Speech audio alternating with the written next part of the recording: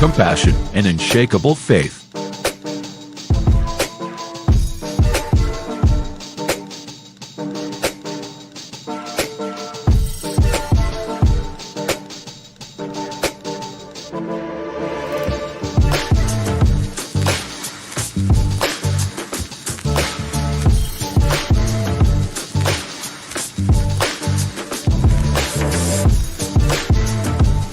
We believe that the heart of a man is a treasure trove of untold stories, powerful lessons, and profound wisdom. Through authentic dialogues and insightful discussions, we aim to unlock these treasures, one story at a time.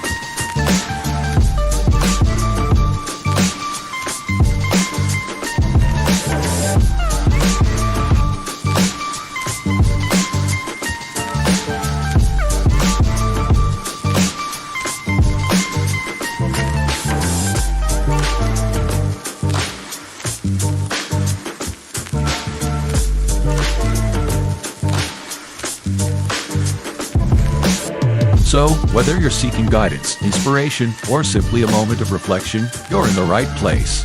Get ready to be challenged, inspired, and transformed.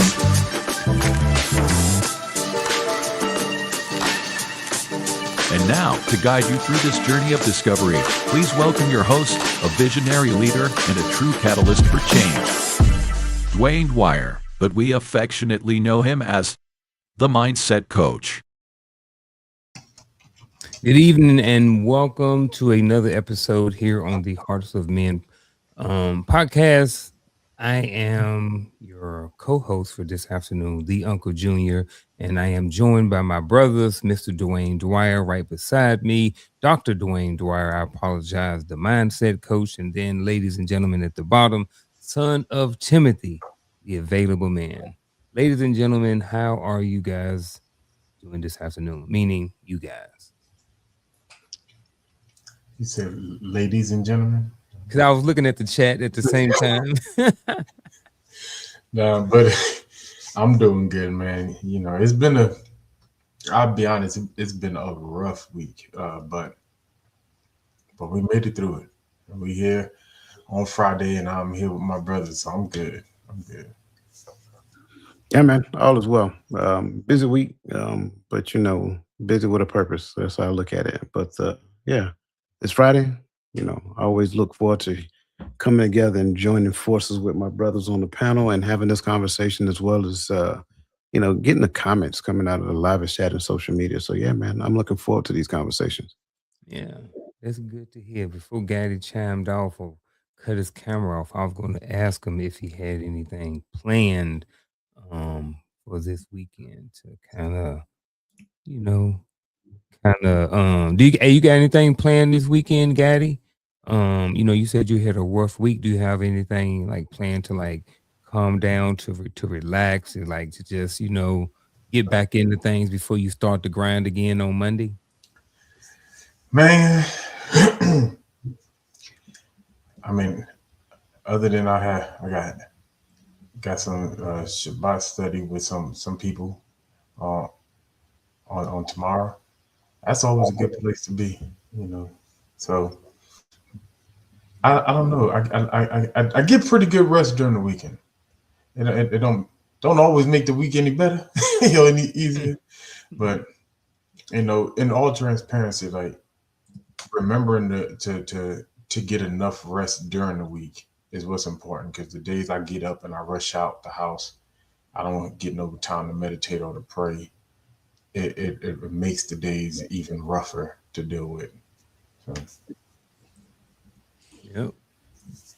Sometimes we gotta check on each other. You know what I'm saying? So, with that being said, man, definitely excited about tonight's topic, about tonight's conversation.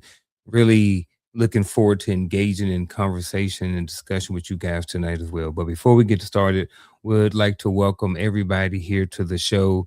We understand you guys could be anywhere else this Friday evening, but you guys chose to click onto this YouTube channel and watch what we have to say this evening. So definitely want to be respectful of your time. We definitely want to make sure that we are adding value to your lives, and we are just adding value in in general to anybody who may be watching this, regardless of which platform you're on. So, with that being said, Miss Crystal Everett, we really appreciate you for being here this afternoon. Atlas Keys to Realty. Thank you for being here. She is becoming. Thank you for being here. That's all I see in the chat. If there's somebody else on a different platform that I did not see or that I missed, actually, I see you over there. His Divine Appointment. I see you on YouTube. Who else? I think that's it. So, if I missed anybody, I apologize. Welcome in and get ready for the show. Gentlemen, again, appreciate y'all. Really looking forward to tonight's conversation. Yeah, here we go.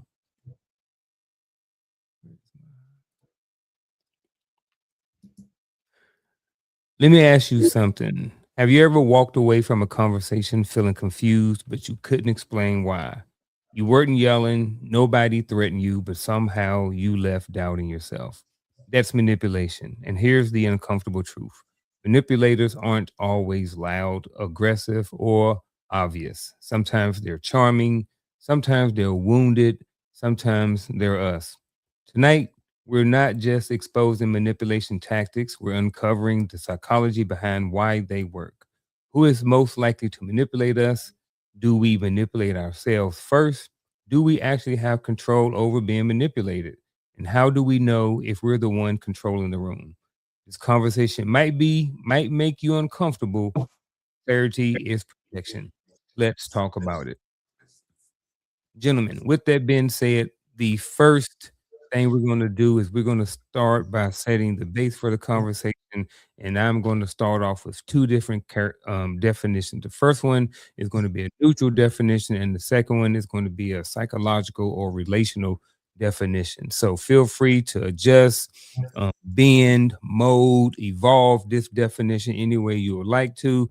Just want to get a kind of, like I said, a base for the foundation of our conversation. So to manipulate, to skillfully handle, control, or influence something or someone to achieve a desired outcome. Like you can manipulate clay or whatever, blah, blah, blah. That's kind of what this one is talking about. The other one is more psychological and relational, manipulate, to influence or control someone's emotions, perceptions, or behavior in a covert, deception, or self-serving way, often without their full awareness or consent.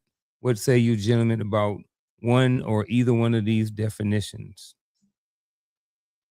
Start there. I like it. I like it. I like it. What's interesting about the English language, if I can, the way that the first one was worded, to me, says the same. When I hear to skillfully handle, I hear everything that was said in the second one, but different words were used, right? But we say, to me, it said the same thing. Skillfully handle as compared to influence or control. To deceptive, without their full awareness or consent. Like that is skillful, purposeful, intentional manipulation, So I don't know. I heard the same thing. It's just when you read this one, this is what I heard when you were reading the first one. So. Okay. Well, let's get into it then, brother. With that being said. If I may, before we yes, sir. I get it. I understand why you say that. But keep in mind, the neutral definition is more so of talking about a thing. It's more used in a technical sense, like machinery or, stuff of that nature. And it's kind of like saying operate, but operate is more of a broader term to where manipulate refers to more of the person who is like a subject matter expert of operating that piece of equipment. To where on the other side, and I hope I'm not getting too ahead of ourselves, once we get into the whole manipulation piece, it becomes a thing that is either, it can be known or unknown. But I'm gonna pause right there just so I don't, potentially spoil the fields, if you will. Let's get to it if we need to. But I got you. So with that being said, who is more likely or who are most likely to manipulate? Who are the most likely manipulators in our lives? And not only who, but give us an example. And I'll start, just a couple of them that I kind of throw out there, and then I'll let y'all start. But like, I wrote down a couple things like romantic partners, parents, close friends, workplace leaders, spiritual mentors, and even children. And then I wrote down ourselves as a maybe some of these people that may likely be manipulators in our lives. But what say you, gentlemen? I I was along those same grounds of what you said. Um, it's just for me, like when I think about them, is that overall, anyone who has a high level of influence or authority over us have the opportunity for manipulation. Um, give an example. I love that you're doing this early because I feel like as the conversation goes through, I'll be able to give a more skillful example. Yeah, we want to know who out here Yeah. manipulating folks. Is it you, Gaddy? Is it somebody in the chat? But giving an example, that's whew. I mean, you already mentioned parents, right? But I against our will. I guess the whole concept of how we discipline and train in a sense is a sense of, you know, manipulating behavior, right, for our children. But So and you I know said that parents. You said parents are the master manipulators. and I know this sound bad because we're like parents. No, manipulate is such a bad word, but and I know that you scholars are going to help me, but when I think of manipulation, and I'm starting off easy before we get into because I know we're going to get into the deep stuff. I'm like, but is that not a sort of manipulation, right? When I discipline because I want you to know that what you did was wrong, and now after I discipline, I'm training and I'm talking to you so that now I can correct the behavior with the expectation that you're going to change your behavior from what you've been doing to what I need you to do or I require for you to do. I like it all. I'm going straight to the extreme. There you go. Let's do it. The government. The government. It's almost like, at times they can dangle a little something out there to make you believe that it's actually for you. But in all actuality, there's a longer plot that's working behind the scenes. And I give you a perfect example. What is it? The earned tax credit? That's what it is? The one you get for kids? Yeah. The earned income credit. Earned income credit. That's what it's called. Yeah. I ain't got it in so long. It ain't even funny. Dang. But yeah, that's a manipulative tactic, right? You actually get the thing up front, but what you don't realize is what they get in the long term for that little bit of change you get over the years of that child. So it's like an incentive for you to have more kids and things of that nature. That's just one of many that exists out there. You opening up. Well, there's a lot of worms in that can you opening up there, because I would argue to add to yours if we're talking about the tax credit. Does not welfare fall in that same category? Like it can't. And not in every state. Don't get me wrong. Every state has different laws on welfare, but I've seen a lot of people sitting on welfare, and the more kids they had, the more money they got, the more food stamps they got, the more subsistence they got. And I'm just saying, I'm just adding fuel. My bad. Right. No, that's what I'm saying. It can. It depends on, like, I think the original intent of it was good, but then it's not them. Ideally, it's not them that was manipulating at first. But then when they add a little extra to it, like this person can't be in the house, you can't have this, you can't. So now it's part of a manipulative tactic on that regard. But on the other side of it, when you're leveraging the thing and using that thing as your primary source and not necessary, and I'm talking about able-bodied people, because there are some people who actually need that program. And so we're not talking about those people, right? Those people who need the program, senior citizens, things of that nature, 100% 2 thumbs up. The program is good. It works well for them. But I'm talking about people who have the ability to go out there and do some things, right? But they're choosing not to, and then ride the system. Who are the most likely manipulators in our lives? Our wives. Them jokers, boy, I'm going to say it. Good and bad. Them jokers that know what to put on. They know when to walk past you. They know what type of perfume to put on. And they be like, I know that purse I saw down over there. I mean, let's talk about like that's a good way though, but that's manipulation. And sometimes as men, we don't mind that, but there's also the other side of that too. You know what I'm saying? So I think that, in a jokingly way and in a funny way, I think, we can look at women sometimes and men probably do it as well, maybe in different ways. I don't know too many that do. I can't really give an examples, but I'm sure there are some out there. But in the jokingly way, I think women are, because yeah, I don't mind buying a purse. So I got a question, because Yeah. you did something, and I want to make sure I capture that and bring it back to the table, because I don't want to bypass that like it didn't happen. You said, yes, they are manipulators, but in a good way. Explain. I guess because it's a good outcome at the end of the day, and it is, even though it's used to control the situation, I think it's a type of control that men are open to in that situation. So yeah. But they talking about you in the chat. He like it, y'all. Pardon me?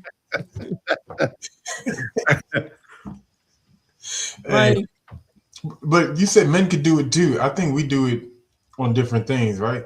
Like I've been hearing a lot of women catching on, and I didn't catch on that we did it until I realized that I did it. When old lady in the kitchen cooking, what we tend to do?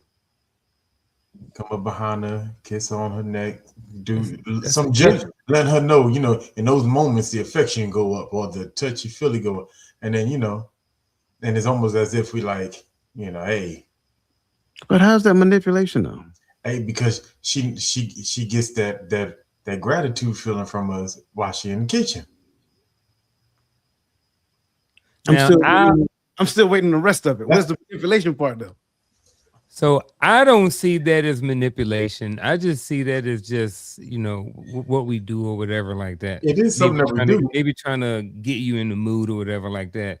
I see maybe as guys manipulate, maybe if we, let's go back to pre-marriage. Let's go back to the dating. All right. Let's go back to buying the flowers and going out on dates and, investing in what we would want our outcome to be. And some would say it's manipulating. I don't know. I don't know if those things, when we thinking about relationships, are manipulation. I think right now on the surface, maybe they are in a good way, but I don't know. Maybe we'll get into it more. What you guys think? I mean, you said in a good way twice. I did. Yeah, I'm the explanation. I'm not grasping. I'm not grasping the manipulation in the good way thing, right? Especially we're not talking about flying an airplane here. Right. Okay. We're talking about another human. And to your point with the whole, and I think I talked about this last week or the week before last, whatever. Like if we're talking about flowers per se. Yeah. If I am buying the flowers of my own, free will, then that's the thing, right? That's not manipulation. That's me doing something out of the kindness of my heart. But if I don't buy flowers on Valentine's Day and now I have to deal with the emotional backlash of it, now that becomes manipulation, because the next year I don't want to deal with that again. So now I just buy the flowers just so I don't have to hear the emotions. So that's kind of like what I'm saying. Like when you start talking people engagement, there is never a goodness when it comes down to manipulation, manipulating another person or whatever the case may be. Okay, let's roll with it. So I'm sorry. I'm Go I'm ahead. one thing, and one more, and I'm gonna we're gonna move. I'm gonna shut up. I'm sorry. So I think I saw somebody say something in the comments. Did I I can't. miss something? It was something specific. So, oh yeah, Lisa made a statement. You know, you tell somebody that you're looking for a mate, you know, opens the door for manipulation. Um, and when she said that, I immediately started thinking like, you know, when we talk about the representative that we show up with when we're trying to date someone, is that manipulation? Like I'm because and I'm thinking about it like if I find out that old girl down the street looking for a new man, I'm trying to know what she like. So I don't step up incorrectly. Is that I think what she is saying, and correct me if I'm wrong. I think what she is saying is that if I put it out there, now I am literally giving you the blueprint on who to be. So now you get the blueprint, you get to show up as that person because I said I want X, Y, and Z. So you show up as X, Y, and Z, and I'm just deceiving you because I'm trying to, whatever. So now, in that regard, that's not who I really am. That's just who I'm showing up as because that's what you told me. And then as time progresses, you realize that I'm not that person. So I get what she is saying, and I agree that opens the door for manipulation. But I also think you did it to yourself. Mm. Tisha? Don't tell them what you want. Look for what you want.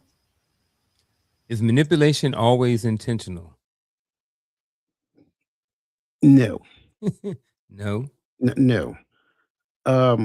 Ideally, when you look at the definition of manipulation, the definition itself gives the impression of intentionality. However, I also believe that you could be trained in the ways of manipulation, thinking that what you're doing is the right thing until you actually learn later that what you're doing is manipulative by nature. So I would say that it is not always intentional. But now, after you learn that what you're doing is manipulation, now you have to go back and you have to correct the habit that you have developed moving forward. And that's where it can be kind of slippery and dangerous. Yeah, I'm right there with it. I don't think it's always intentional. I believe heavy on the learned behavior. Um, and I don't want to divert the conversation, but I definitely see where where a lot of bad behavior that was taught generationally is to manipulate. You know, even when we talk about look at this, we talked about it on this channel. You know, we look at these gender wars. It sounds like two different people trying to manipulate each other to behave how we want the other to act, right? And it's like my tactics ain't working. My the stuff that what I want from you ain't working, and so now we both going on these different podcasts bashing each other, trying to beat each other into submission. You know, and I look at that as a form. I believe that that's a form of manipulation. If I got to sit up here and badmouth you till you act like how I want you to act, then that's manipulating. You know, if I tell you I'm gonna hold off on doing this, so you ain't gonna get none of this unless you behave this way. It's manipulation.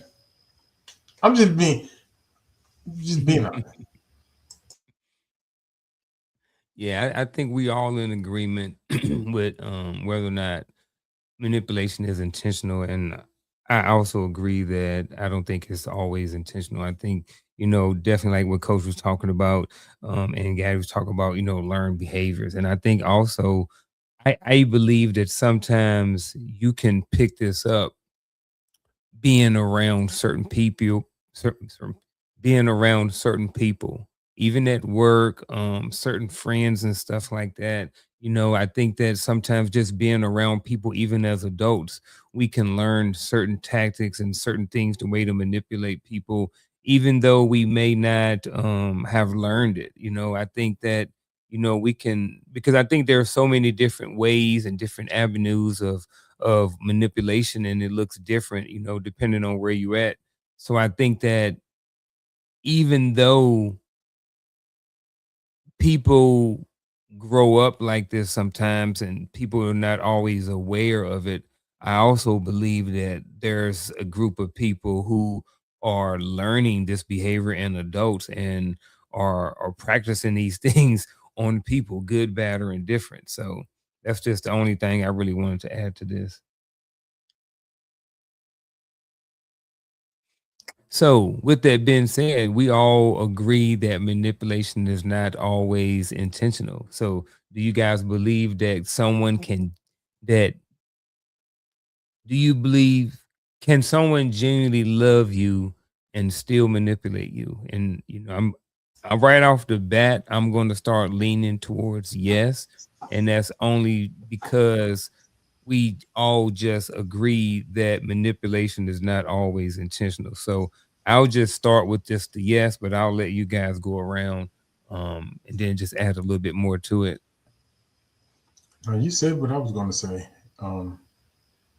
If we saying that it can be non-intentional, then someone can genuinely love you, and because they have these learned behaviors of manipulation, But I'm also with Coach on the part of, once these things are identified, if you genuinely love me, you trying to do the work. And if I genuinely love you, I'm trying to do the work so that I don't continue or I don't stay there. But I see something brewing up there in the top left hand corner. So I'm gonna shut up and move on. The answer is no. No. Absolutely not. No. We got to go back and look at what love really is. Mm-hmm. If we really do understand what love really is, I don't care whether it's intentional or unintentional, you're thinking about the other person. So if I'm considering the other person, how is it that I can't look at myself and determine the things that I'm doing as though I'm trying to maneuver space to benefit me and me alone? So the answer is always no. When you can't take manipulation and put the word love side by side and say that they coexist. That's not true. If I am trying to manipulate you so that things work out in my favor, how can I claim that that's love? I mean, so yes, but I like the yes. It was almost like, yes. It was like he got liquored up first and like, yes. Excuse me on Friday. Yes. But I agree with you, right? Because that is what love is. It's not love if it's self-centered, right? But some people were just taught that certain behavior is correct. I joked about it in my last statement, but a lot of women were really taught, I got to withhold this thing from you so that I don't lose a fight or a battle in this thing. I got to have a upper hand. Mm-hmm. And it's not till they realize that if you truly say you love that person, sometimes it's not till they realize that they are destroying the very fabric of what of this relationship that they want, before they realize, oh, this is not a problem. Because a lot of us, especially when we were young men, we were taught.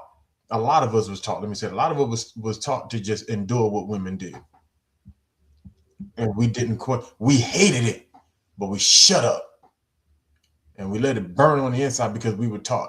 That's a woman. We were taught. That's your old lady, and so we put up with a lot of stuff. But a lot of them were also taught by mama, by auntie, by whoever, and it was ingrained in. I heard my aunties and my mama telling my sisters and my cousins this stuff before we were 10. It's the crazy part. Like it's some of them was told this very early on, and so that's why I say if the love is there, when you realize the damage is doing, is when the change is when the change takes place. So I'm not disagreeing. I just believe that some people believe that that is the correct behavior to have. Sure, I agree with you. They do believe that because they've convinced themselves that they are right. They do not care what the true reality of love is. They care what their version of love equates to.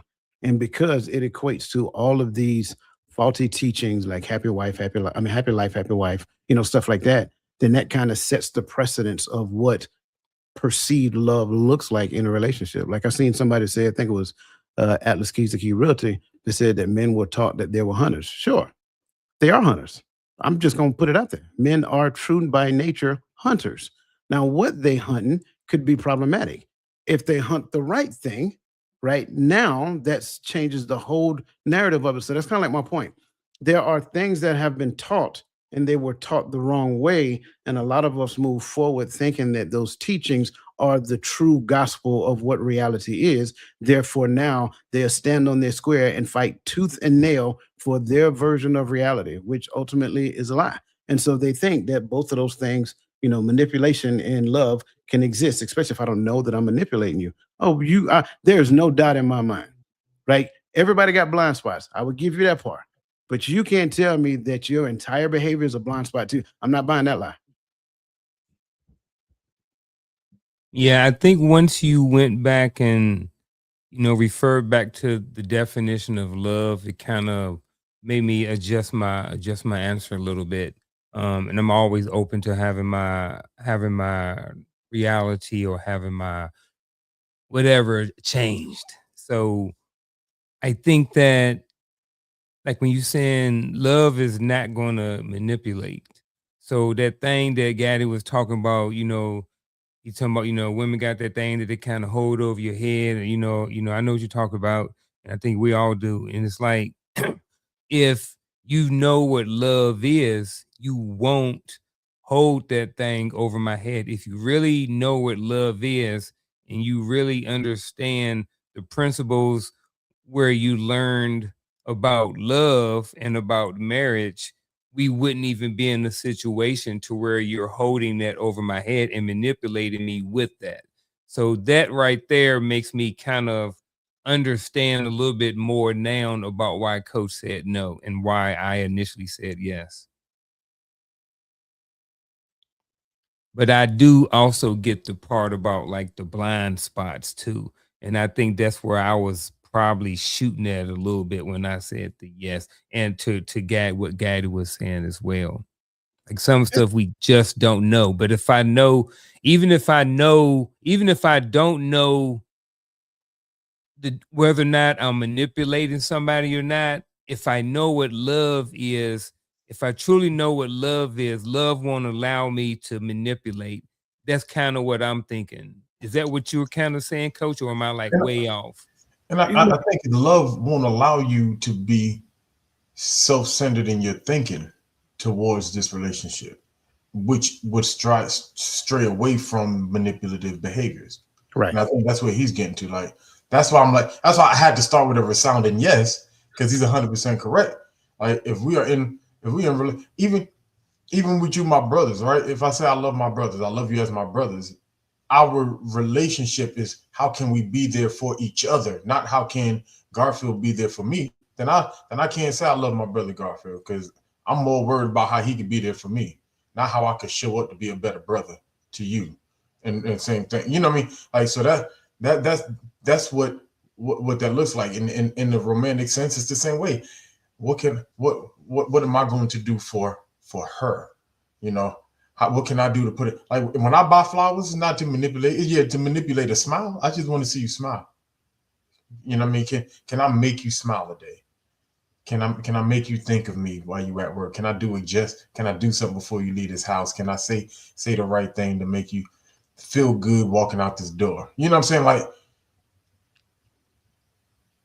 but and now some people would argue, well, why? So she can stay with you, right? So she don't leave.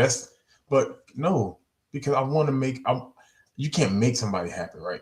I get that. But for the lack of better terms, I want to make her happy. I want to, but go ahead, Coach. I see.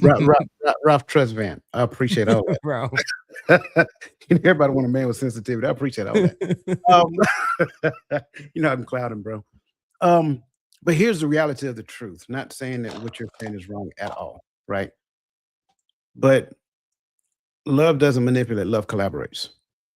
And what we have to understand, especially when we're talking about husband and wife, the thing that she wants may not necessarily be the thing that she needs right now. The thing that she gets from her husband will put her in a position so that the things that she wants will now become available. I think a lot of times what you'll find is that some people want a thing that they're not necessarily prepared to get. And so they want, it's like me saying, oh, well, I got a high school diploma, but I'm gonna go and apply for this job as, the chief operating officer. You ain't getting that job. I'm sorry. Not unless you got a skill set that supersedes the education that's required for it. And so I think in the world that we're living in right now, I think there are too many people who want the C-suite position with a high school education. And it doesn't work that way. There's some developing and coaching that has to happen. Like even when, we were talking about marriage, we're still talking about marriage in Bible study, right? You go study the scriptures will tell you how to be a wife. But it's that husband that tells you how to be his wife.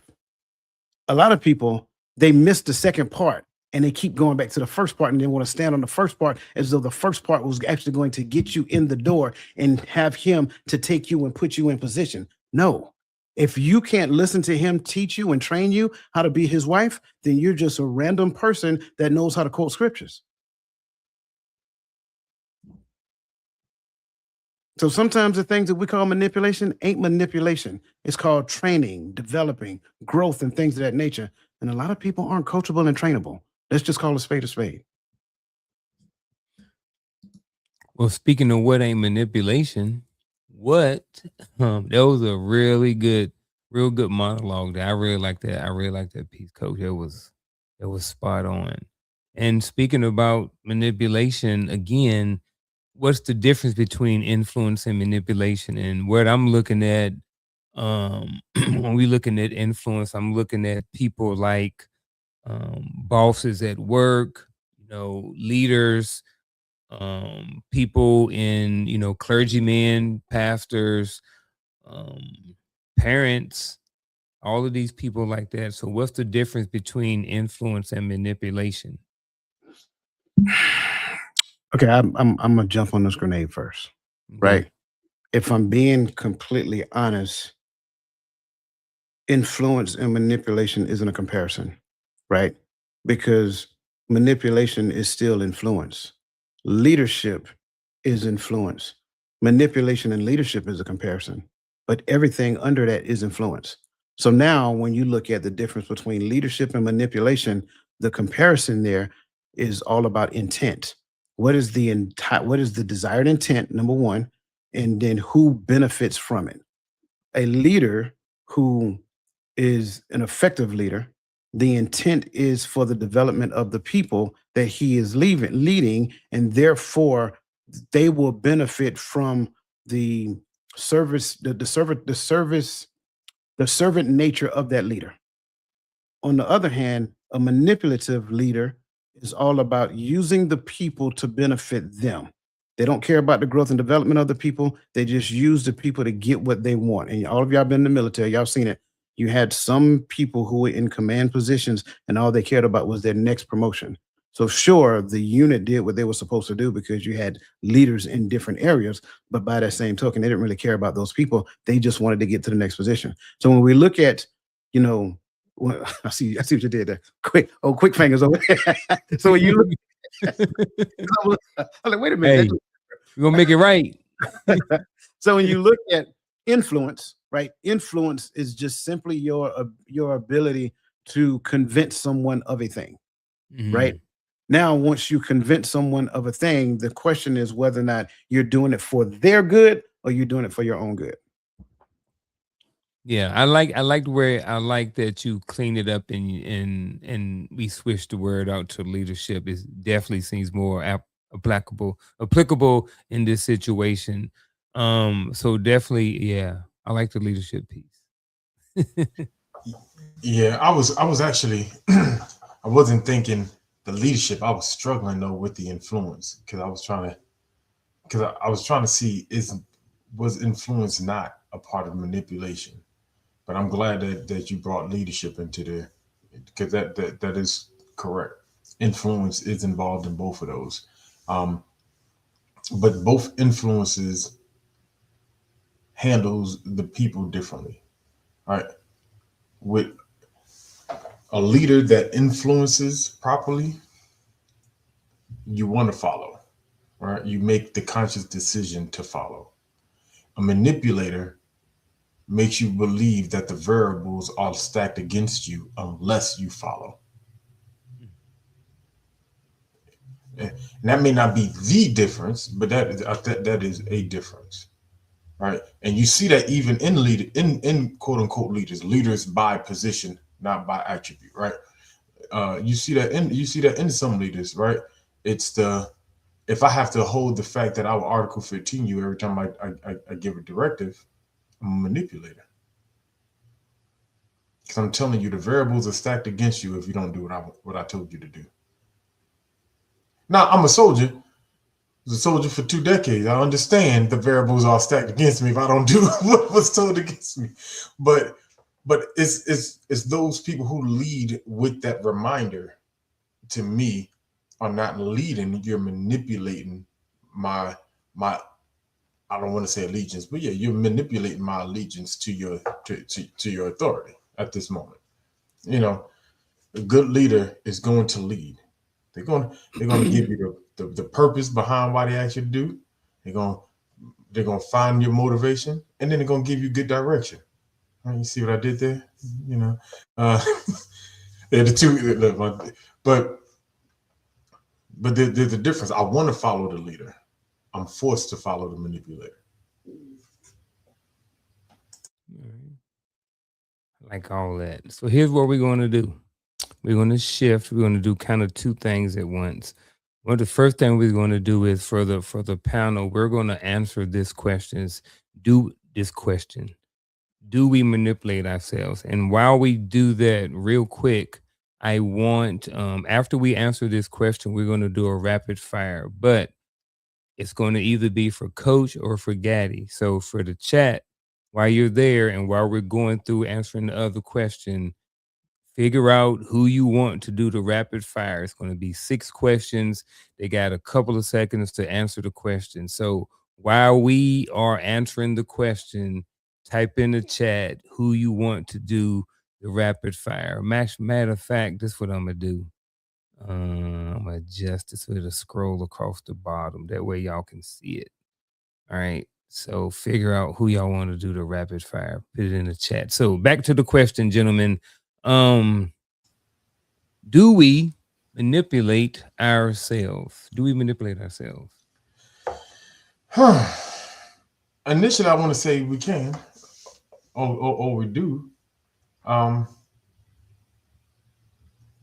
But I think that self-manipulation is what we call like self-motivation. It's the thing we call, resiliency, because you foster the mindset of how to get through a new thing. When we face different obstacles, right? And all of us,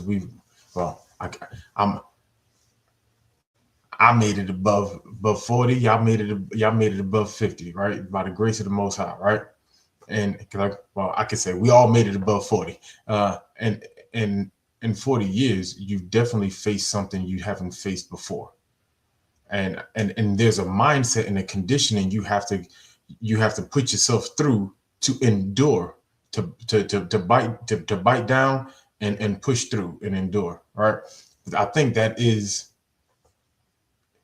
it's a survival technique, but I think if we're going to say we manipulate ourselves, I think it's that resiliency, it's that perseverance is what we put ourselves through mentally to do a thing. Even if I'm just going after something I've never gone after before, I have to put myself in the right mindset and the headspace and say, you know what, I'm gonna go do this.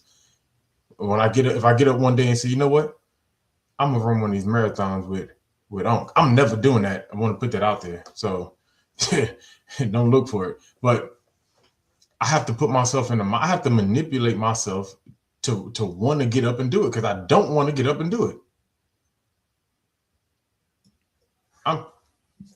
It's just the way I see it. I actually like this question. And I'm going to answer the question because I want to go back and look at both definitions, if you will.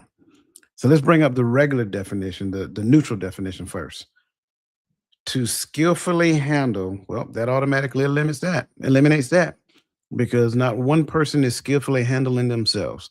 It's almost like we used to call it in the Army, fumble messing our way around. We're figuring it out. I don't care who you are figuring life out. So you're not skillfully handling yourself, anything of that nature. So let's just go on and move that off the table. And let's come bring up the next definition because this is where it gets interesting. To influence or control someone's emotions. Sure, I can control my emotions. My perception, true. My behavior in a covert manner, getting less there. Deceptive is where it starts to get sticky. Me deceiving myself. Or self-serving way. Okay, cool. It's all about me. But here's where it gets gray. Often without their full awareness or consent. No. You will always be aware of the thing that you're doing if you are intentionally trying to manipulate yourself. That's the key. Right? Now I got it because we talked about previously, are we always intentional? Well, no, it can be taught. But if somebody is teaching me a covert manipulative tactic and I'm unaware of it, then I'm not manipulating myself. I'm just following my prior conditioning. So my answer is no.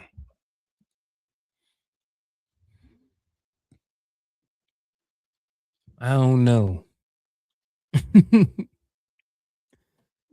I don't know. It's, I guess, it does come down to the definition of what manipulation is, and I guess based off the definition, I want to say no, but I want to say yes. So it's like, it makes sense to me to say yes, because if I'm looking at, especially like maybe to the detriment of something like that, like for me, I'm looking at health or something like that, where people have manipulated themselves and told themselves that, this is okay and that this is okay.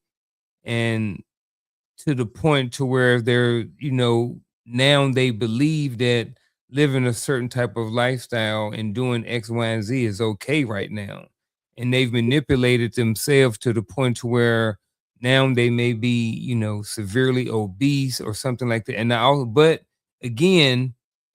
but then this goes back to the awareness piece at the same time. So it's like, I'm still I'm still kind of stuck, and I don't know if I've clearly landed on one side of the fence or not, but I think I'm probably definitely leaning towards more that we don't manipulate ourselves, and that piece about the awareness is really huge. So, oh no, man, this one got sticky. Because when I was doing a little bit of research, here's some things that came up when it talked about, do we manipulate ourselves? And there was ignoring red flags, romanticizing potential, trauma bonding, convincing ourselves someone didn't mean it, staying to avoid loneliness, and spiritual bypassing. So those were some of the things that came up when I was researching about, do we manipulate ourselves? Yeah, but see, that's my point. In every last one of those, you Mhm. said the thing, you just ignored it. You didn't manipulate yourself. You bypassed it because you wanted something more than paying attention to the evidence that was given to you. So it's not like you didn't see it. It's not like you missed it. You just feel like, oh well, I still don't see that as manipulation, right? Mm. Because again, it has to be unknowing. Yeah. Yeah, the knowing piece is that's the part that make me keep going back to the no. So, you got anything else, Gaddy? Nope. So who won the who won the vote? I can't see where we Tam. at. Who won the vote? Tam Tam. won. Tam won. Wow. It said 111. That's what it All said. right. No, I see. All right, what's Tam gonna do the rapid fire then? So Oh, man. here's what we got. Here's what we got, Tam. Man, you got about 5 to 10 seconds to answer these questions. It's going to be 6 of them, and then just answer them the best way you can. And then 1, 2, 3, 4, 5. Yeah, 6 of them. And then after that, at either time, if we want to go back, me, you, or coach want to go back and dig into something a little bit deeper, feel free to do so. It's the chat. If y'all guys like want to dig into something a little bit deeper, type it in the chat, and then we'll get back to it. So, you ready? All right, here we Yes. go. His first one. What is the most common manipulation tactic? Mm. Not You can always pass. Yeah, let's pass. All right. Is silence manipulation? Yes, silence treatment is a form of manipulation. Is guilt the strongest psychological tool? It is definitely strong. It is definitely strong. I'm not sure though. Not sure. Okay. Not sure if it's the strongest. Can manipulation ever be harmless? Yeah, no. I just did think about the nature of what manipulation is. You know, when people once you come to the realization you've been manipulated, now you got to go find yourself. So I don't think that it's harmless. Okay. What protects a man from being controlled? Being a man. Is that a rapid fire question or just a regular question? No, it's a rapid fire question too. Okay. Yeah, and then you got one more. Because he got something for this one. But I was saying being strong and assured in your identity. Okay. What's one boundary everyone needs? You got to have a quiet time, a silence time. There's got to be a time I can't be reached. Silence time. Okay. And back to the first question. What's the most common manipulation tactic? You know, in light of the question, 2 questions down, I'm going to say the guilt trip. Guilt trip. Okay. I do like the guilt trip thing, but I cannot say, this is just me, I cannot say that every guilt that exists in relationship is because of manipulation. Sometimes you're just guilty because you did wrong and you need to feel right. I'm just saying, like if you get caught up in your foolishness and you feel guilt, doggone it, that's between you and the Holy Spirit. That ain't got nothing to do with somebody exposing you to reality. So I think a lot of times we believe that guilt is a result of manipulation. Guilt can be a result of manipulation, but a lot of times guilt is a reflection of your conscious level of awareness between your understanding of what's right and what's wrong, and you chose wrong and you got caught up in the wrong. So now going back to the whole, what was it? The first one, what was the first one? Yeah, what's the most common manipulative tactic? Lying. Lying is it.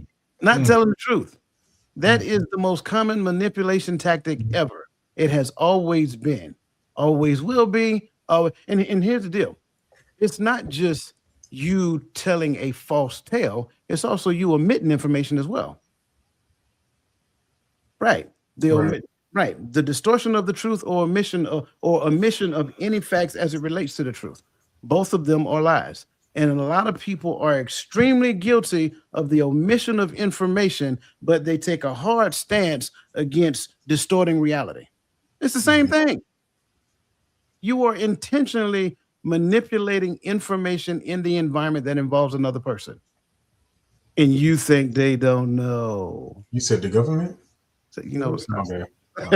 Mm. And you think they don't know you lying. Come on, man. Stop it. You also, Coach, you also had a your body posture changed a little bit about this one, I think. Can manipulation ever be harmless?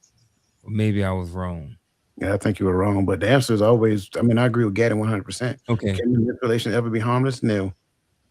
Now it was. What was the last one? It was one of them. He did have a. This one? Yeah. Yeah, it was this one. Yeah. Yeah, this one. Yeah. That was the one right there. This one and the next one. What protects a This man one from in the being, boundary. yeah? What protects a man from being controlled? Boundaries. And then the next one about the boundaries. Bring that one up. What's one boundary everyone needs? Identity. Mm.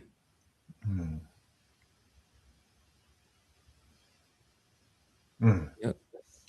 That's flying high for some people. That's flying pretty high. Yeah, I had to get an That's- extra second on that one.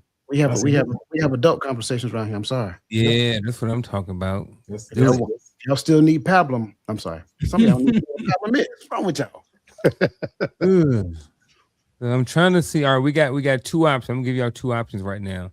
All right, so you can either do why manipulators are so effective, or do we have control over being manipulated? Who want to go first, and which question do you want? Go to the first one. I go first. I picked this one. Want this one? Okay, Coach, you can do this one or the other one. It don't matter. Okay. So because I'm gonna say my answer is because manipulators are usually weak, and so they can identify the weak. All right, and why do I say that? Because manipulators are using tactics that are dishonest because they do not believe that they can get what they want or what they desire by being truthful, by being themselves, by telling you the truth. Like even when we talk about like when I'm trying, what Lisa said, Lisa, she put out there she's looking for a mate, and she started putting out there what she's looking for, and I go in there and I try to play that part. That's because I don't believe she's going to accept me for who I am, so I have to play the part. I have to make up an image, right? So, but I don't think if I believe that Lisa is strong and strong-minded, I'm not gonna come for her. She's not a target of my manipulation. I'm gonna find someone that's weak mentally. Because I can identify that from myself, and that's who I'm going to go after. That's who I'm going to attack, and that's who I'm going to try to manipulate. So that's my answer. I like that answer. What's the next question again? Do we have control over being manipulated? Back up. Mhm. Because I like this question as well. Mhm. Why manipulators are so effective? Because they put on the facade. I think that's the number one piece. They are like wolves in sheep clothing. They dress for the part that they want. Y'all heard all these things before. They dress for the part that they want, not the part that they currently have. They will say and do anything to get ahead. That's really what manipulation is. It's to the benefit of the individual, right? So they will give the perception that they like a person, that they're in relationship with a person, and then everything that they're doing is all to the benefit of them. Just like we kind of talked about the love thing previously. Even with the, I'm just gonna be real for a hot second. Some of these new age conversations, if you will, love bombing. Are we still talking about adults here? I mean, I just want to make sure. Because at the end of the day, the way we talk about things like we're talking about children. You know what I'm saying? That to me by itself is a form of manipulation, because we come up with these words just to give, certain people who are emotionally immature. I'm just gonna call a spade a spade. Y'all don't come for me now. That's a simple. To give a certain group of people that are emotionally immature more ammunition to fight the same battle that they now are discovering that they're losing. So now we get these new words. Oh, so you're a narcissist, well, newsflash. I'm gonna tell you something real quick. For those people, for those of you out there who believe that you at any given point in time existed in a narcissistic behavior, and if you write anything down in this conversation, this would be that one. in order for a narcissist to feel comfortable, an idolater has to be present. So if you have the Can audacity you to say it call, one more time before you go on? in Say it order one more for time. in order for a narcissist to be comfortable in a relationship, an idolater has to be present. So if your ex whatever was a narcissist, that made you an idolater. You don't necessarily know that because you're honing in on what the latest social media trend is, narcissism. Okay. Well, what is a narcissist? Somebody who wants somebody to worship them. That's in essence what a narcissist is. You were present, that means you were worshiping them. You're an idolater. So we got to be careful and honest when we start talking about these things. A manipulator is effective because they use anything to their advantage. They don't love the other person. They give the perception of loving the other person because it's all about what they get in the end. And oh, yeah, by the way, we got to go back and look at some of the habits that we're trying to recreate, restructure, rebuild. How many of my habits feed me, me, and me only? Men are bred to provide and protect. So their very nature in most cases, not everything, and I'm just being honest, not everything, but in most cases, they desire to serve their family. They want to serve their family. They feel more useful when they're serving their family. But oh, let's wake up and recognize the information that society is providing. You make your own money. You don't need protection. You can. Oh well, wait. Guess what you're just doing now? You're now you're now minimizing the presence of that man. So now we got a lot of young boys in men's suits that's sitting at the house playing video game, and you're mad now. All they do is do this. But you keep saying you don't want a man. So you don't want a man. You want a little boy. You got him. Congratulations. So I think we got to go back and pull all the weeds out the garden, bro. Why are manipulators so effective? Because at the end of the day, manipulation is literally ingrained in the system, and it made you believe that manipulation itself was love. Now, the next question, which to me I think is the X factor of all of this, do we have control over being manipulated? The answer is yes. Saying I don't know today is like saying I don't want to go outside. You know what I'm saying? Like you don't, I don't know now is the most ridiculous excuse that we can ever use. Because if you really want to learn how to code, you can go to the internet and you can look at a few videos and you can become literally a novice coder by next week. So to say, I don't know, I don't have the tools, so what are you expecting? Somebody to show up and plug something in you and download it in you? I don't get it. Do we have control over being manipulated? The answer is yes. Understand what manipulation is. Search yourself and then recognize where you have manipulated people. Don't get it twisted, you have. Everybody has. Ooh. Understand where you have manipulated people and then make that your intention to stop manipulating. When you stop manipulating, I promise you, your pool of manipulators will get lesser and lesser and lesser, and then you can spot them coming a mile away. What you got, Gary? Like I love that you said what you said about this one, because as soon as you started talking, I was like, you know what? We know generations of manipulators who taught us that the scriptures work that way. And you know how we were able to break away from that manipulation and how we gain control? Information. We stopped only reading when we were told to read and the verses we were told to read. Somewhere along the line, somebody told me to read the whole chapter. And when I did that, it changed the way I viewed that verse. And for going forward, every verse someone pulled up, I read the whole chapter. I control now whether or not I allow them to manipulate me and control me based upon what the scripture says, because I know what the scripture says now. And I think that's a part of it. Some of us don't. I think some of us become lazy in certain things, and so we become more. we become greater targets for manipulators and narcissists because some of us just don't want to do the work. And I'm not saying I want to add this piece. I'm not saying that one group is more of a manipulator than another group, because I think that's what somebody heard, right? Only thing I'm saying is I'm a man. And out of my 52 years of experience, I had less manipulation coming from people who look like them. That's all I'm saying.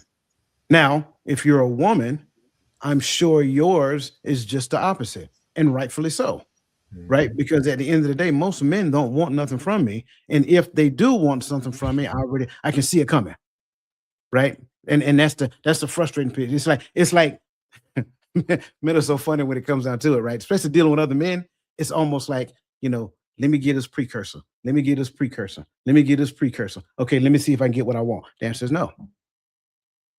That's generally how it went. And then at that point, we stop talking for a while, or we don't talk again. That's how men do business. I'm sorry. But I can't speak for everybody else. I can't speak for a woman. I can only speak as a man. I rarely had men attempt to manipulate me. And at the end of the day, it wasn't covert. It was like blatant. Like, hey, can you give me? I ain't talked to you in like 25 years, bro. And you just come out asking, like, this thing called relationship don't exist? I mean, we people. We friends. Nah, I'm good. So these questions got me thinking even more about, seems like to me they go a lot together, right? So when I'm thinking about why so Coach talked about, do we have control over being manipulated? He said yes, right? So if we say yes, that we have control over being manipulated, then is why manipulators are so effective, is that more so on the manipulator, or is that more so on the person being manipulated?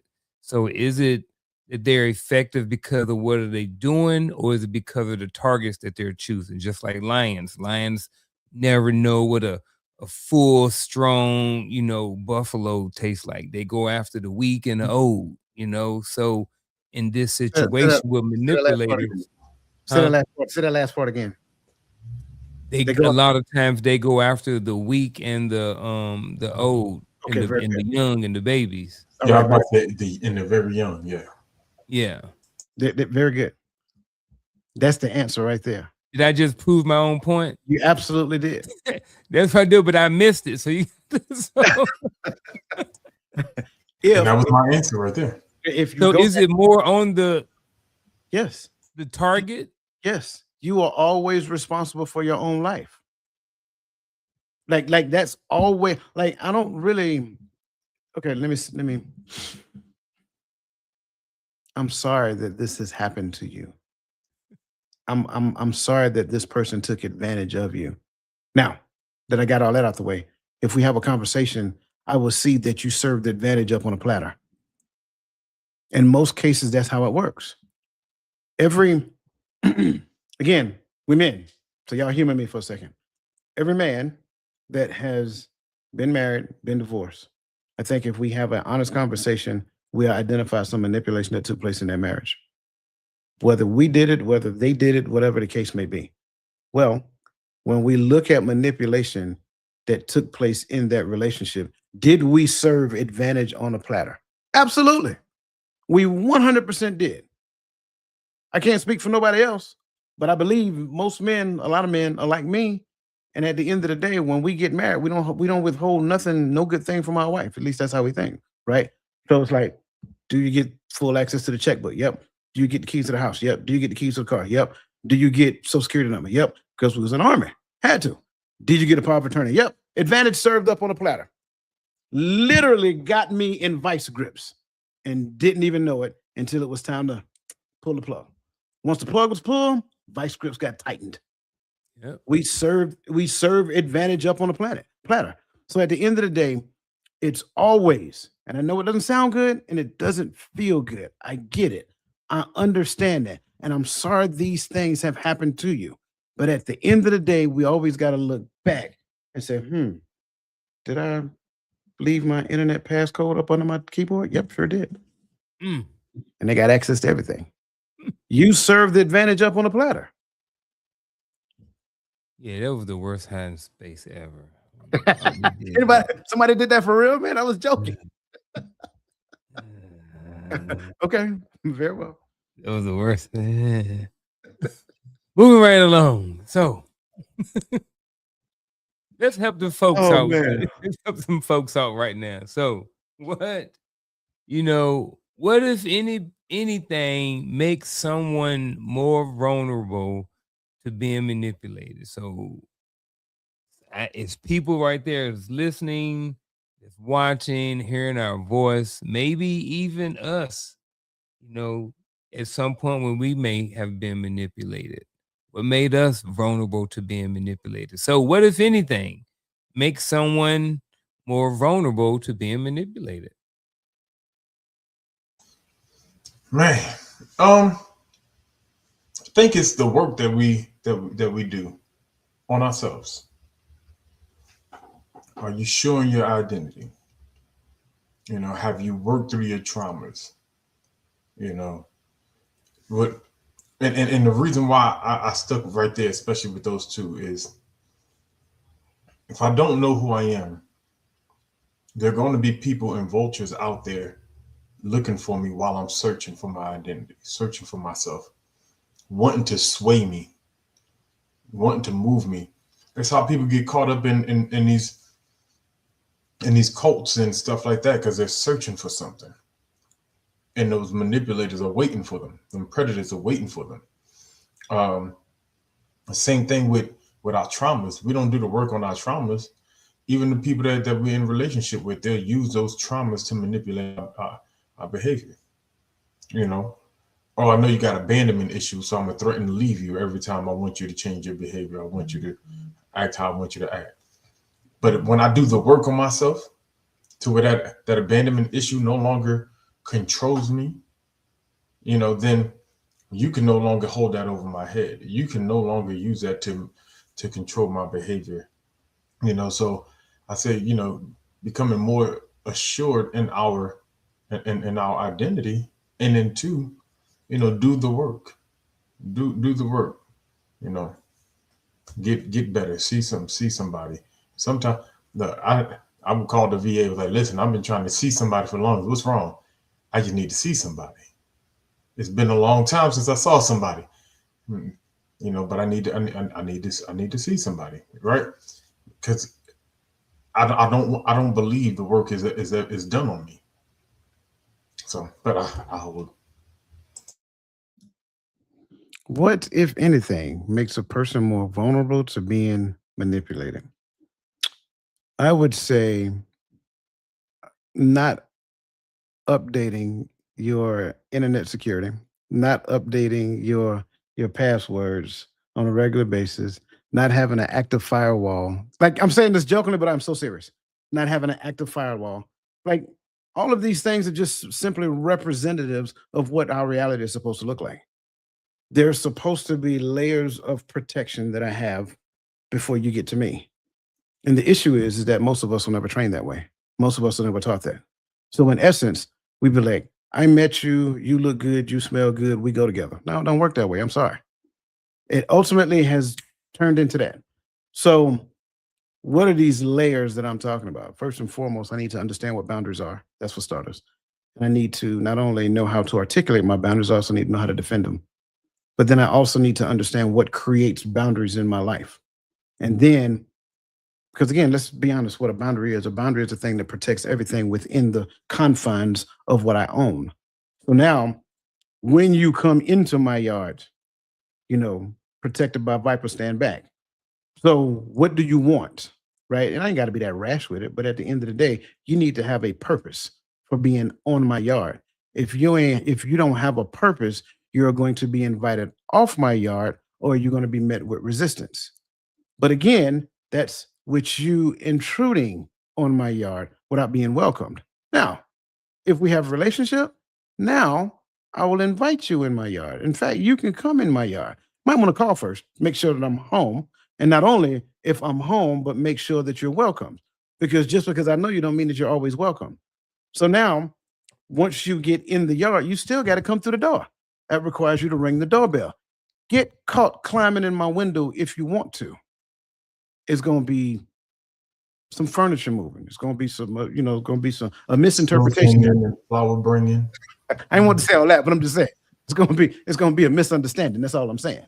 So if you come in the house, you better come in the house the right way. See, these are all layers of protection, and I'm talking about it from the standpoint of boundaries. But there's a clear articulation of what these things translate to in the life of a person. But because what we want is more important than what we do, is like, soon as we meet them, we give them a free pass. We give them the key and all that other great stuff. So you can just come and go as you please. I just met you last week. How do you think you're going to get in how do you think you're going to end up here? And I just met you. No, it don't work that way. You haven't shown me any evidence. There has to be evidence, and not just evidence. It has to be a duration of evidence so that I can understand that it's not a facade. So now when I see that duration of evidence, okay, cool. Now you can get in the door. But once you get in the door, there's still protocols you have to adhere to. Don't just go wandering. No, go sit down. Right? Wait for me to invite you to different areas of the house. So that's kind of like my point. So when we look at this whole vulnerability and manipulation, I know we don't want to, because it's a tough pill to swallow when we realize that we played a part in us being manipulated. But at the end of the day, we played a part in being manipulated. And until we own that part, that means that the next situationship we get in, manipulation is at the door. Why? Because you have already shown that you're susceptible to it. And you probably ain't took zero ownership of any part of what actually took place. Therefore, you made zero corrections. So now they show up looking good, smelling good, talking good, all that other great stuff, driving good. You know what I'm talking about? We got a little clout by them because they got the social media, all the stuff like that. Oh, well, yeah, let me introduce you to my family. You just met last week. You don't get the mama. I've said it like that intentionally. I don't say that. You don't get the mama until you got years under your belt. And when you get there, you better make sure you're acting right. Because if you ain't acting right, trust me, you're going to get ushered away. Acted out. Yeah, man. I'm digging all that. I like I like everything that y'all said. I'm definitely rocking with it. And I ain't gonna add nothing else to it. I'm gonna move right along. Just for time's sake. And also, you got something else? You got a question in the comments. Yeah, I got one. All right, so I see two. All right, so the first one is, I'm gonna go back to this one. This one I think we can answer fairly quickly. This was from about 25 minutes ago. So, what can we say about people who try to contact after years to remind us of the past? Like, what's the objective of these people? I'll be real quick with it, Coach. You can add something to it, but I don't want to spend too much time on it. My thing would be, why are you open to responding back to people from your, that you haven't spoke to in years and that'll remind you in your past? Like, if they are there and they're coming up from the past and bringing up your old habits and who you used to be, my question would be, why do these people have so much access to you where you currently are in your life at this moment? So what you got in thing for that, Coach? Yeah, I'm agreeing. Like, I mean, nostalgia is a dangerous drug. And I think a lot of times some people want you to go back in time and reminisce with them. Well, I don't live back there. I live up here. So at the end of the day, I mean, I got it. And in some cases, I may welcome a call or two from the past, depending upon who that person is now. Don't get me wrong. But conversation, that is all. Anything that goes beyond that, well, no, we probably just ain't going to venture on that path, because it's a reason why we parted ways. Before we parted ways. All right. And the next question is this. Can you say you love someone, but they hold no value to you? Can you say you love someone, but they hold no value to you? Yeah, I'm gonna say no. I'm just gonna say no. Like this, I don't need. I don't know if you need to. I think it's overkill to elaborate. No. There we go, then, folks. You got it. Where we at? Coach say I'm good.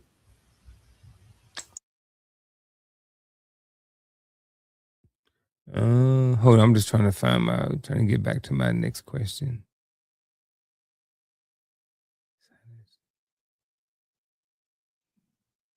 Was that the question? That's where we was at? Dang, see, I lost it. Okay. Real quick. So we talked about what makes us vulnerable, but what about the other side of that? How do we know if we're the manipulator? Because again, like we kind of talked about before the show, when it came to like, being okay with, my other divorce and going through all of that journey and stuff, I had to accept responsibility for my actions, and Coach talked about it too. You've been married some time, blah, blah, blah. We both may be guilty of this manipulation. So for somebody out there that may be watching this and don't know if they are this person, how do we know if we're the manipulator? Two things. Two things. And only two things. If what I'm doing is it define authority, or if what I'm doing defines roles. Those two things.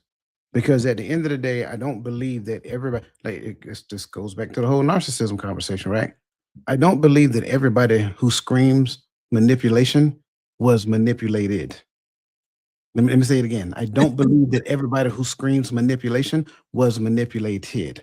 I think a lot of times what ends up happening is that some people just don't like authority and they don't like roles.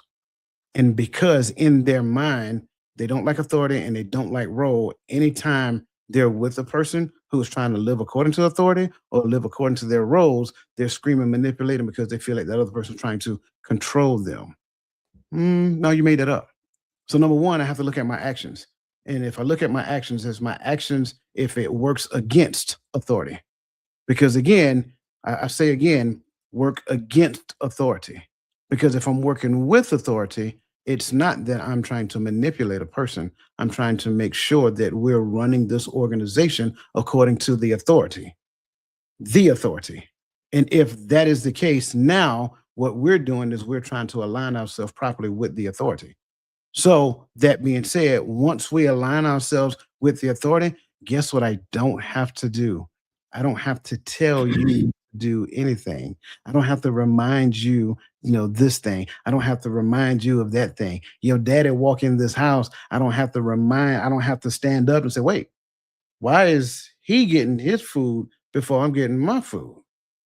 Wait a minute now. Let's back up. And I got it. That's more of a role thing, and that's more of a personal preference thing, because some people are like, oh, well, the kid's gonna always eat first. Well, okay, maybe in your house.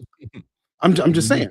Yeah. So, when we look at these things, we have to understand roles and authorities. And if we understand roles and authorities first, because again, we like to throw the emotions in the mix first.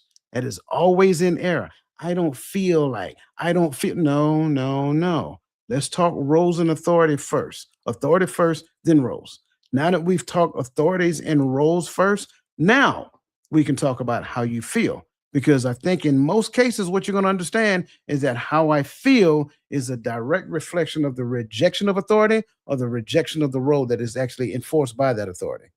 So when I look at those things and I see my actions now are self-serving, that is the very definition of manipulation.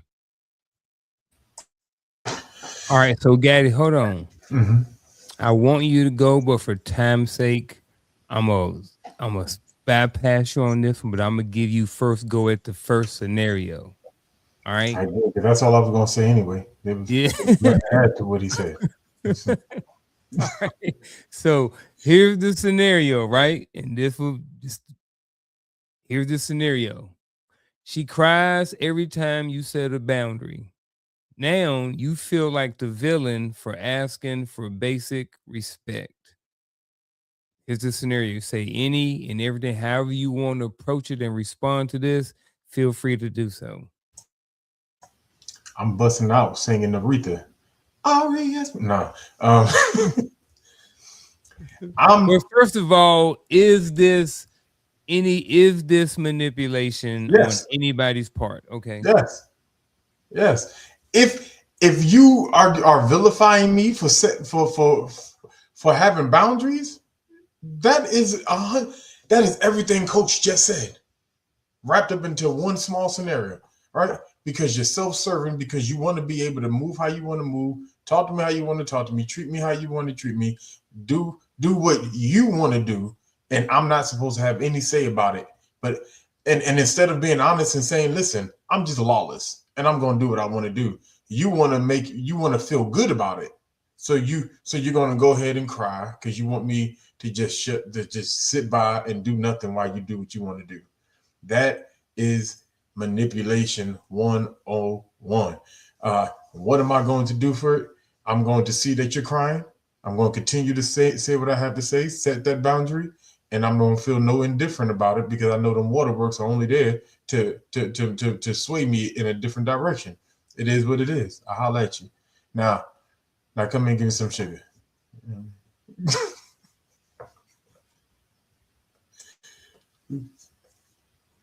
Okay. What you got, Coach?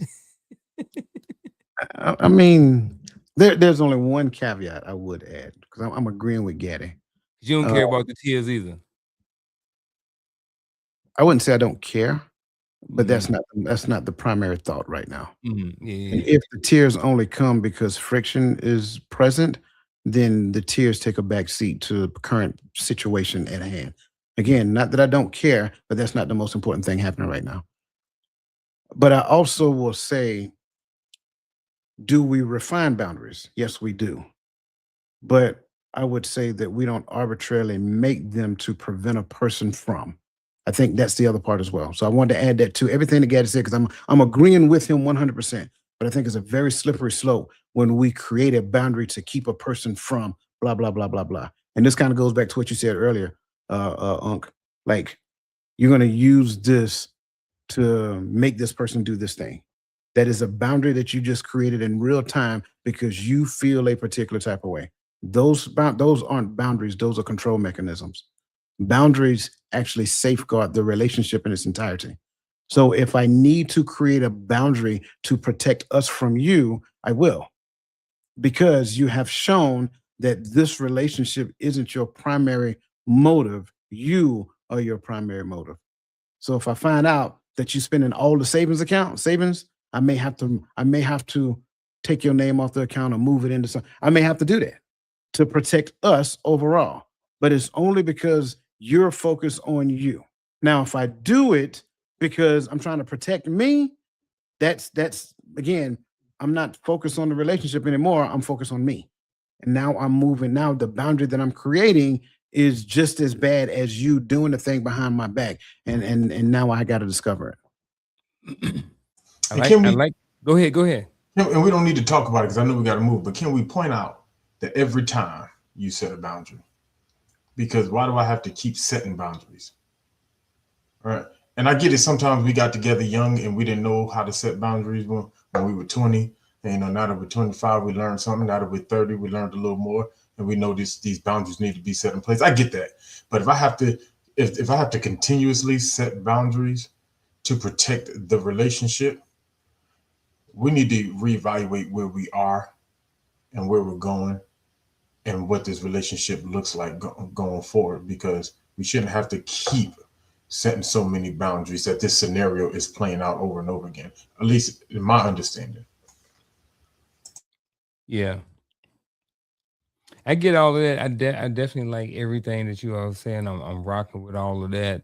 There's definitely an issue, every time you're crying because, we having to, like you said, we're trying to be in, not necessarily in China, but there's some friction in a relationship, and then, what happens is, what happens when, like you said, this is a constant thing. Like at some point, like somebody got to start growing up. Like you got to be able to, dig into deep, learn more about yourself, work on self and ask yourself, why is it that every time I'm feeling a little bit friction, I'm crying? Not saying that tears and your emotions or anything like that are not valid. However, if that's your go-to, and like we were talking about this is being manipulative, then we go back to the whole piece about the love. If you love me and we're in a relationship, why are you manipulating me? Why are you not wanting have these conversations that we're using that boundaries are being set to help and protect the relationship? So I think, all of that, and then going back to the whole love piece in the relationship, as why are you manipulating in the first place, especially if you say that you love me, or if you have an accurate understanding of what love actually is. So time to start wrapping it up. So what we're gonna do, we're gonna slide on over to our final thought for the evening. We're gonna go with Gaddy, Coach, and then me, and then we're gonna wrap it up. I definitely appreciate everybody who's been here thus far, all the comments in the chat, all of the engagements, all those different things. And again, anybody I missed coming in, we definitely appreciate you for being here. Thank you for liking the show, commenting, all of those good things like that. Now it is time for our final thoughts.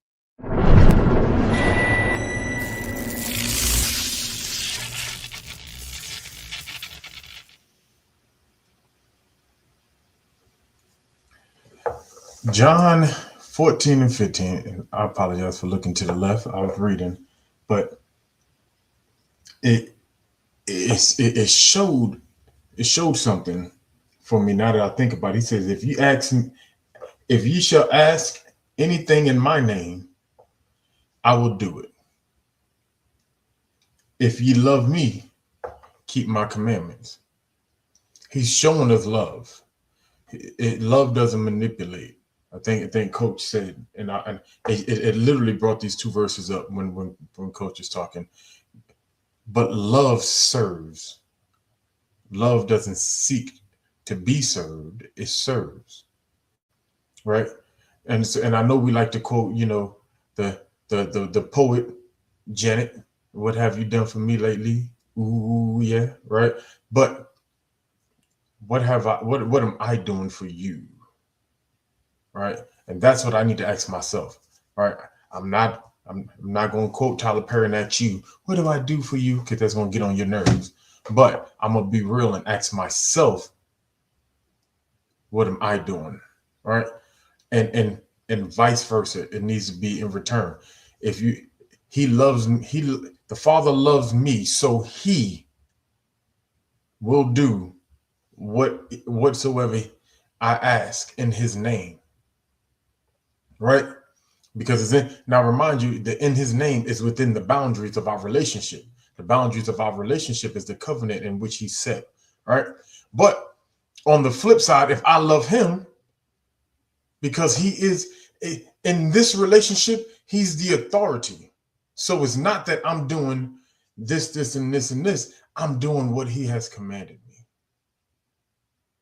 I'm asking things, there's things that I desire in his name, of course, and he's given those things to me.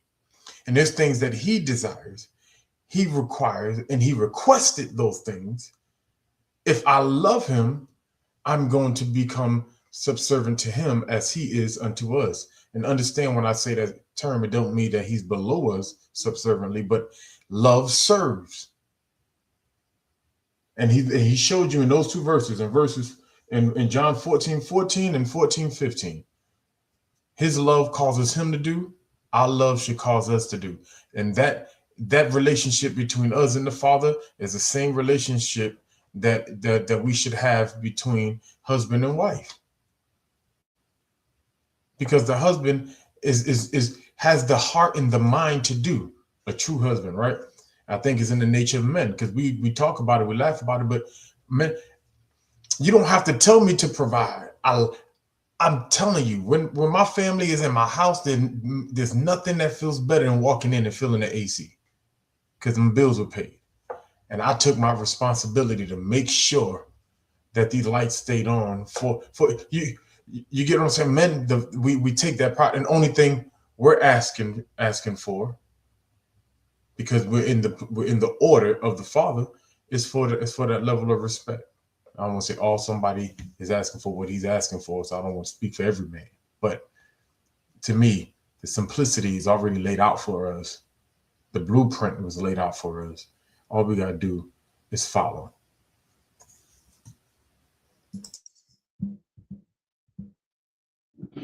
Man, that was really good. This I think was a really good conversation as well. Um, I'm gonna try to keep it simple. The Bible says to resist the enemy and he'll flee. Um, didn't say fight him, say resist him. But I think in order for us to get to the point of resisting the adversary, the enemy, whichever one you want to call him, I think it requires us to understand his tactics. And I think sometimes we don't know what his tactics are. Sometimes we get involved with people who will subject themselves to being used for his good, for his good nature. I hate to say it that way, but it's true. You will allow yourself to be used for his good nature. Remember, like we said, love does not manipulate, love collaborates. And so at the end of the day, when you're trying to make a thing all about you, at some point you have to like grow up and look and see, well, if it's all about me, myself, and I, me. If that's the only thing that comes out of your mouth, I'm gonna be honest with you. You're not ready for a relationship. You still have some foundational understanding that you have to go through. And I get it. I get it. We're raised in a world that teaches you to focus on you. Self-love, self-care, self-this, self-that. Everything is self. Me, and me. And so you get in a relationship, you expect the other person to serve you. But why? Aren't you two consenting adults? Do you have a responsibility in that relationship? I think a lot of times when we look at it, the responsibility that we accept is very minimal compared to the expectations that we have for somebody else. So I'm going to give a little bit and they're going to give a lot and I'm going to be happy. That's my knight in shining armor. That's my queen Guinevere, whatever that looks like. And so it requires every person, every man, every woman to look at themselves, search yourself and see, do you mean that other person any good? And if the answer is no, then stay away from them. You are literally a toxic person waiting to happen. Stop it. It's okay to own that and sit down somewhere and do the work on yourself before you call yourself getting in the pool claiming you want a relationship. You see it all the time. I want a relationship and I want this and I want that and I want this, I want that and I want this and I want that. And all it takes is for one person to ask you, okay, you want all that? Well, what are you bringing? Why would somebody give all of that to you? What are they getting in return? Well, they get me. Really? Oh, okay. If that's not thinking too highly of yourself, what is? So I think in the space of this thing that we call relationship, we got to realize we were created to relate. We were created to relate to one another. We were created for a relationship.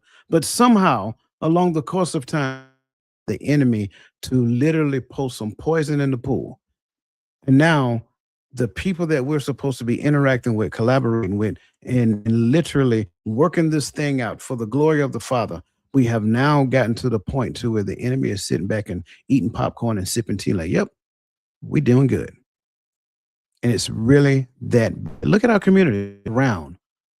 So all you got to do is look around. Look at our community. Look at it. It is almost sad to where every house in the neighborhood, maybe one or two houses, have a complete family in it, husband, wife, and kids. And we're okay because we're talking about, getting the bag, and we're talking about, the accolades I did at work and all of these degrees I done acquired and all of these other great things, but you're failing at life. You might be a good worker. I'm here on time, boss. But you are failing when it comes down. And I'm not talking about anybody. I'm talking about us, all of us. Collectively, we are failing when it comes down to look at the young generation. They are so embarrassed by what we created, what our parents have created, what their parents have created. They're so embarrassed. They don't even want to be in a relationship. If that's not a slap in the face, I don't know what is. So I ask everybody, I don't care who you are. I don't care if you stand in the pulpit in the church. Look in the mirror and do a real long self-assessment. Number one, what are you doing? Not just to better yourself, but to help someone else. And if you don't have an answer, there's part of the problem. Number two, how many lives are you influencing for his good, not for your own good? Because you probably got a line of people lined up serving you, but what are you doing to help them serve a community? And then number three, at the end of the day, are we going back to the Father, to his word, to get a higher revelation on what he is trying to teach us? Because every revelation that we receive should cause us to go back to consider what we knew prior to. And if we don't do that, then that revelation to you in that particular moment is an isolated event. So you got a revelation for this, but did that revelation make you go back and research everything that you thought you knew prior to? Because one revelation changes your perspective of everything. Yeah, I get it. Husband and wives, husbands love your wives like Christ loved the church, and wives submit to your own husband in everything. Well, great. Now that you got that, what does that change when you go back and research and understand everything? Because here's the deal. You don't get to move the context outside of the container. What we have done so many times is move the context outside of the container. We want to pull the scripture, but we don't want the covenant. Let me stop. I'm done. I'm gonna back up off of this one because, man, this one right here is near to me.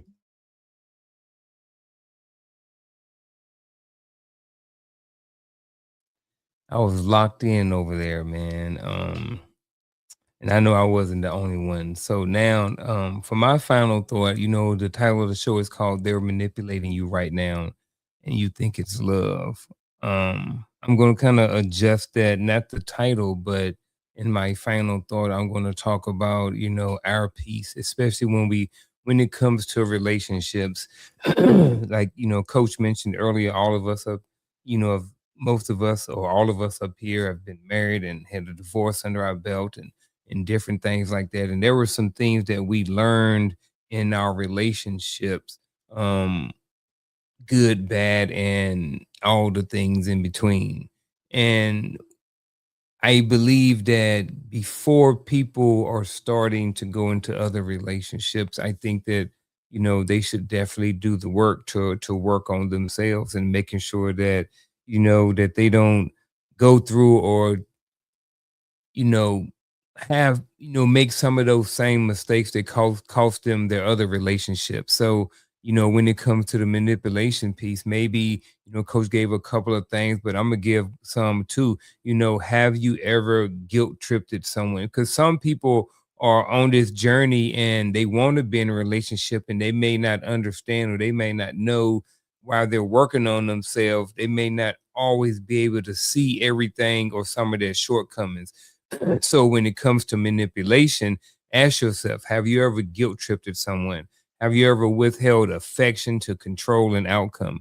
Have you ever played victim to avoid responsibility? So if you find yourself, maybe answering yes to some of these things, even if they were recent, then maybe there's an issue, or maybe manipulation is something that you may want to add to your list of things to work on in your life. Because when you get in a relationship, no one wants to be manipulated. You know what I'm saying? So all we can do is control and work on ourselves. We can't work on our partner or anything like that. But before we even get into those relationships, one of the things we want to do is that make sure that we're not bringing old nasty habits or behaviors into our next relationship. And just like Coach said earlier, and Gaddy reiterated earlier, and I think I did too a couple times, the love piece and the manipulation piece, and they really don't go together. So if you find yourself doing a lot of manipulation in your relationship, then we may have to question that whole love piece. You know what I'm saying? So again, that's my final thoughts. I'm gonna leave it right there. Coach said a whole lot, man. I think this was a very awesome, a very great show tonight. I really enjoyed it. What we got tomorrow and the rest of the whatever that's going on this week, and who got what? I got two things. Two things. Can you hear me for a second? All right, tomorrow morning, it's in the comments. Tomorrow morning at 10:30 a.m. Eastern Standard Time, we have Reframing the Image of Relationship, and it's probably going to be, like when you look at the title, it's going to be a continuation and a deeper dive of this as well. So you may want to make sure that you are present for that. Again, 10:30 a.m. Eastern Standard Time. And I do have one other thing I want to show if y'all can humor me for a second. Ready? Mm-hmm. Can you feel it in the air tonight? Something's coming, shining oh so bright.